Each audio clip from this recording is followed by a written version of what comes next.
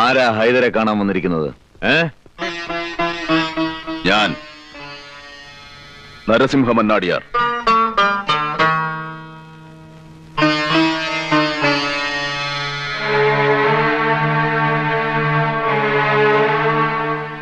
ഗംഗയിൽ നിമഞ്ജനം ചെയ്യേണ്ടിയിരുന്ന ചിതാഭസ്മത്തിന്റെ പരിശുദ്ധി നിനക്കറിയില്ല. നിയമത്തോടൊപ്പം നിന്ന് ആ മനുഷ്യൻ കരുണ കാണിച്ചത് കൊണ്ടാണ് നീ ഇപ്പോഴും ജീവിച്ചിരിക്കുന്നത്.